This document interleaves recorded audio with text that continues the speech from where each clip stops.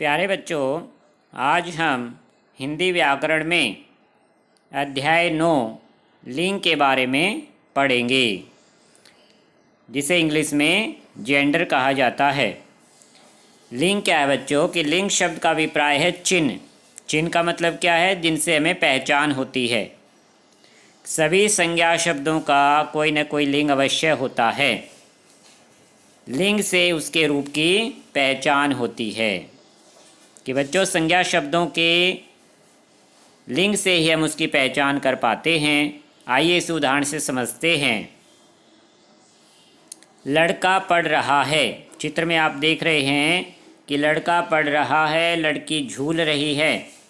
तो लड़का और लड़की दोनों संज्ञा शब्द हैं, लेकिन इनकी पहचान हमें इनके रूप से होती है कि लड़का शब्द हमें पुरुष जाति का बोध कराता है, लड़की शब्द स्त्री जाति का बोध कराती है। तो ये इनके लिंग कहलाते हैं। दादाजी अखबार पढ़ रहे हैं, दादी जी स्वेटर बुन रही है। तो दादाजी और दादी जी शब्द से हमें इनकी पहचान होती, इनके लिंग की पहचान होती है।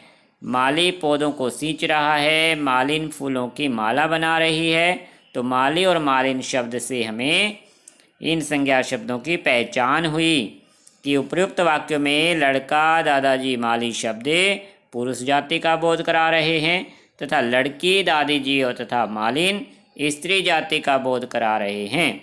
इस आधार पर हम इसकी परिभाषा बना सकते हैं लिंग की, कि लिंग किसे कहते हैं। कि लिंग क्या है बच्चों? शब्द के ही रूप हैं, कि शब्द के जिस रूप से उसके पुरुष या स्त्री जाति के होने का बोध होता है, बोध यानी ज्ञान होता है, पता चलता है, उसे लिंग कहते हैं। उदाहरण के लिए जैसे लड़का, लड़की, दादा, दादी, माली, मालिन, ये इसके उदाहरण दे सकते हैं। आप कोई भी एक दो उदाहरण दिया जा सकता है। तो आपको इस परिभाषा को याद करना है और साथ में कुछ उदाहरण याद करने हैं।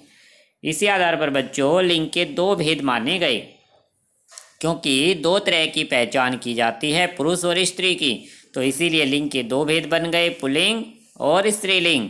अब प्रश्न बनता है कि पुल्लिंग किसे कहते हैं, स्त्रीलिंग किसे कहते हैं।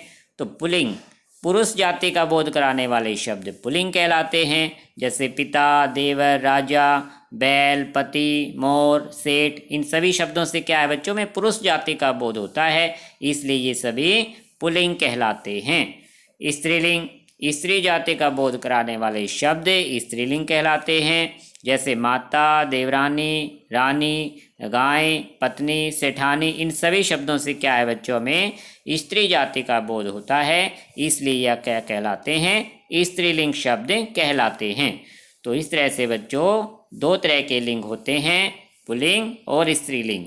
आपको इन्हें आज यहाँ तक रिवाइज करना है और क्या याद करना है? लिंग की परिभाषा, पुल्लिंग की परिभाषा, स्त्रीलिंग की परिभाषा उदाहरण सहित याद करें।